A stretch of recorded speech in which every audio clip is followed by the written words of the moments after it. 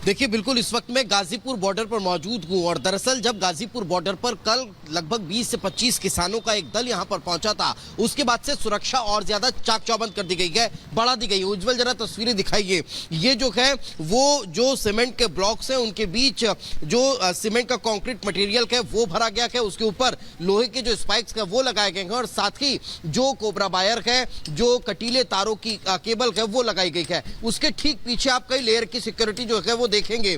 जो बैरिकेड्स होते हैं लोहे के ट्रैफिक को कंट्रोल करने के लिए, उन बैरिकेड्स को सीमेंट के कंक्रीट के साथ मजबूत कर दिया गया है ताकि उसे हिलाया ना जा सके, हटाया ना जा सके। उसके ठीक बगल में आपको पुराने बड़े बड़े जो ट्रक्स हैं, पुलिस के जो वाहन होते हैं वो नजर आएंगे, उन्हें खड़ा कर दिया गया है एक बैरिकेड के तौर पर। उससे ठीक पीछे आपको एक बड़ी बैरिकेडिंग जो है वो नजर आएगी। जरा उज्जवल इधर से आइए। उस बैरिकेडिंग के बाद आपको डंपर और कई तरह के ट्रक्स दिखाई देंगे। अब इससे इधर सड़क के अलावा ये एक गड्ढा है, ये बड़ा सा जो है एक गड्ढा किया गया है ताकि जो किसान है वो इधर से मूव ना कर जाए। यही कारण है कि एक बहुत गहरा लगभग 6 से 7 फीट का गड्ढा जो है वो यहाँ पर किया गया है ताकि किसान इसे पार करते हुए आगे न निकले। तो इस तरह की कई लेयर की जो बैरिकेडिंग है वो आपको नजर आएगी। बड़े बड़े डंपर्स में जो कंक्रीट मटेरियल है वो भर के रखा गया है ताकि अगर किसान आते हैं, ट्रैक्टर उनके आते हैं तो फिर उसे सड़क पर फैला दिया जाएगा ताकि उनके ट्रैक्टर जो है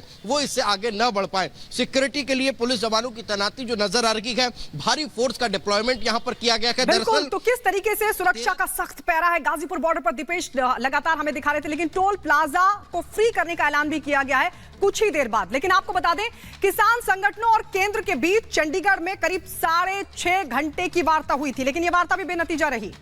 वार्ता से कोई नतीजा नहीं निकला किसान और केंद्र के बीच। हालांकि सकारात्मक माहौल में चर्चा हुई थी, यह बड़ी बात है, लेकिन तीसरे दौर की बैठक भी बेनतीजा खत्म हो गई। और इस बीच उपद्रवी रुकने का नाम नहीं ले रहे हैं। लगातार वीडियो सामने आ रहे हैं कैसे पुलिस को किया जा रहा है टारगेट। आइए इस रिपोर्ट में आपको दिखाते हैं।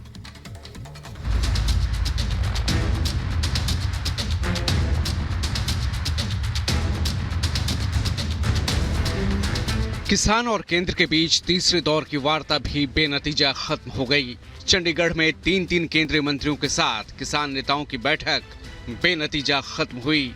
तीसरे दौर के बाद एक बार फिर चौथे दौर की बैठक की तैयारी है। चंडीगढ़ में ही रविवार को चौथे दौर की बैठक होगी। किसानों के साथ बैठक में पंजाब के सीएम भगवंत मान भी शामिल हुए। बहुत ही अच्छे माहौल में सकारात्मक चर्चा हुई है। जिन विषयों पर ध्यान आकृष्ट कराया है,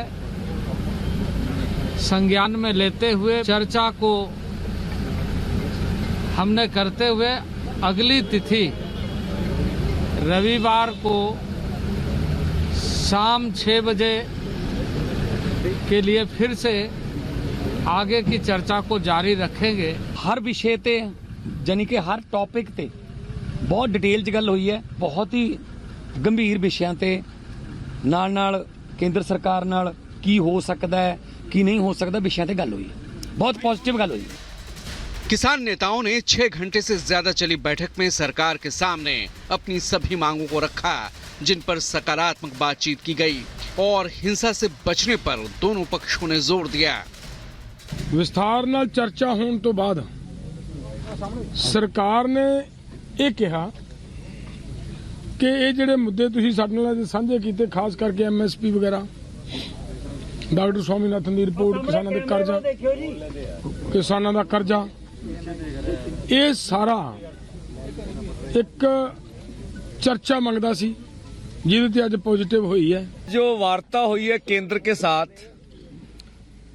उनमें सभी जितने भी हमने मांग पत्र में मुद्दे उठाए, लंबी चर्चा हुई और चर्चा इस बात पे हुई कि चर्चा ही ना करते रह जाएं, इसका कोई नतीजा निकलना चाहिए। तो उन्होंने कहा भी हमें समय चाहिए, हम अपनी बात कोई हवा में करना नहीं चाहते। केंद्र के साथ बैठक में किसान नेता MSP गारंटी कानून की अपनी मांग पर अड़े रहे।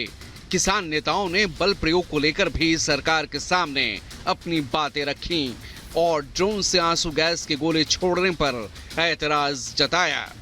किसान नेताओं ने टकराव से बचने और शांति से मामले का हल निकालने की केंद्र से गुजारिश की।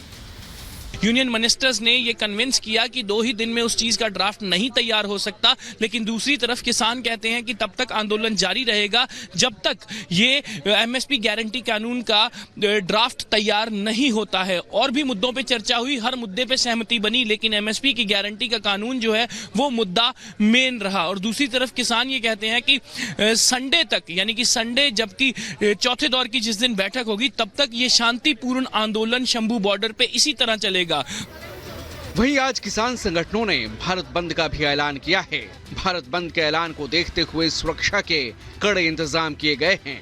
कल पंजाब में किसानों ने रेल रोकी, तो वहीं आज हरियाणा में 3 घंटे के लिए सभी टोल को फ्री करने और कल ट्रैक्टर परेड को निकालने की तैयारी है।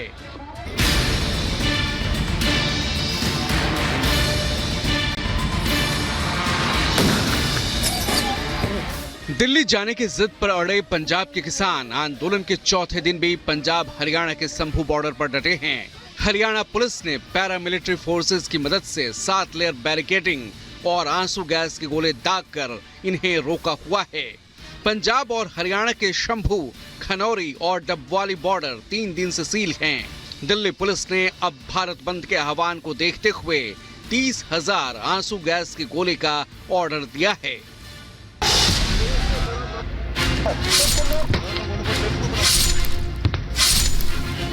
जैसे जैसे समय आगे बढ़ रहा है, वैसे वैसे इस आंदोलन के पीछे का पॉलिटिकल एजेंडा भी साफ होता जा रहा है। बीजेपी लगातार पंजाब सरकार पर आरोप लगा रही है। हरियाणा के सीएम मनोहर लाल खट्टर ने पंजाब सरकार पर गंभीर आरोप लगाए हैं। खट्टर के मुताबिक प्रदर्शनकारियों को समर्थन दे रही है मान सरकार। उन्हें प्रदर्शन से नहीं बल्कि प्रदर्शन के तरीके से आपत्ति है। हरियाणा जिस प्रकार से किसानों को सारी चीजें देता है, मुआवजा देता है, सब बातें देता, पंजाब का किसान अगर उनसे अपनी बातें रखे और वहां पूरी करा ले तो पंजाब के किसान की आधी से ज्यादा समस्याएं हल हो जाएंगी, खत्म हो जाएंगी। आज पराली जलाने में वहां सबसे ज्यादा न्यूसेंस है। जमीनें उल्टा पुल्टा करने में जो हरियाणा में पहले 10 साल पहले होता था, आज उल्टा पुल्टा वहां भी होता है। हमने इतने सारे किसानों के लिए काम किए हैं, हमारा किसान संतुष्ट है। यही बातें कम से कम पंजाब सरकार को मनवा लें। वहीं दूसरी ओर कांग्रेस ने भी इस आंदोलन की आग में घी डालने का काम किया है। आंदोलन का समर्थन करते हुए कांग्रेस नेता अशोक गहलोत इसे सरकार की सबसे बड़ी विफलता बता रहे हैं। मतलब साफ है कि ऐसे राजनीतिक दल इस आंदोलन के जरिए किसानों के कंधों पर बंदूक रखकर सरकार को निशाना बना रहे हैं। भारत सरकार की बहुत बड़ी फेलियर है।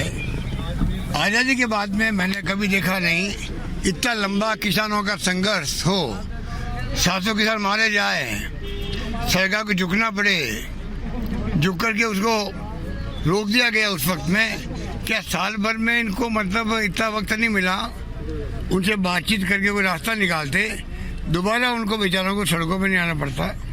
अल्टीमेटली किसान को न्याय मिल के रहेगा। कांग्रेस पार्टी उनके साथ में पूरी। 2024 के चुनाव के ठीक पहले पंजाब में प्रदर्शनकारियों का यह आंदोलन और आंदोलन में राजनीतिक मांगे, मोदी विरोध, ये बताता है कि कैसे विपक्ष के हाथ जब कुछ नहीं बचा तो किसानों को हथियार बनाकर देश का माहौल बिगाड़कर मोदी सरकार की छवि को धूमिल करने की साजिश की पटकथा लिखी गई। Bureau report, Republic Bharat. और फिलहाल हमारे सहयोगी अलग अलग जगह से हमारे साथ जुड़े हुए हैं। साहिल का रुख कर लेते हैं। साहिल, आपके पास क्या कुछ अपडेट है, क्या कुछ तस्वीरें? देखिए, इस वक्त मैं मौजूद हूं भटिंडा जिला के लहरा बेकर टोल प्लाजा के बाहर। तस्वीरों में मैं दिखाना चाहूं तो फिलहाल अभी टोल पे जो स्थिति है काफी ज्यादा सामान्य है, लेकिन 11 बजे के आसपास ये माना जा रहा है भारतीय किसान यूनियन भटिंडा जिला के जो प्रधान है वो यहाँ पे हजारों की संख्या में किसानों के साथ पहुंचेंगे और लगभग 12 बजे से शाम 4 बजे तक इस लेगा बेरा टोल प्लाजा को जो है फ्री किया जाएगा। हालांकि तस्वीरों में आप देख सकते हैं पंजाब पुलिस के कुछ जवानों को सिविल वर्दी में और वर्दी में यहाँ पे पूरी तरह तैनात किया जा चुका है, क्योंकि पुलिस जो है पूरी तरह अपनी तरफ से लापरवाही बरतना नहीं चाहती, इसलिए टोल प्लाजा पे पंजाब पुलिस को अलर्ट मोड पे रखा गया। लेकिन दूसरी तरफ किसानों की शुरुआती तौर से यही मांग है कि हमारी मांगों को पूरा किया जा सके, क्योंकि आज भारत बंद का जो असर है भटिंडा जिला में देखने को मिल रहा है, क्योंकि सुबह के समय जब हम भटिंडा शहर से निकले तो तमाम दुकानें जो पूरी तरह बंद थी। तो कहा जा सकता है कि भटिंडा जिला के ठीक है साहिल, आपसे लगातार और जानकारी लेंगे, लेकिन शंभू बॉर्डर पर अमित हमारे सहयोगी लगातार बने हुए हैं। अमित, जिस तरीके से शंभू बैरियर से तस्वीरें सामने आई है, प्रदर्शनकारियों के हाथ में मोटे मोटे पत्थर देखे गए हैं और पुलिस कर्मियों के ऊपर फेंके गए हैं, 25 जवान घायल भी हो गए हैं। इस पूरी तस्वीर को देखने के बाद यह समझना बहुत मुश्किल है कि आप वाकई ये प्रदर्शन कर रहे हैं या फिर गुंडागर्दी कर रहे हैं, और लोगों की सहानुभूति कैसे इन किसानों के पास पहुंचेगी। अभी मौजूदा हालात आप क्या कुछ देख पा रहे हैं?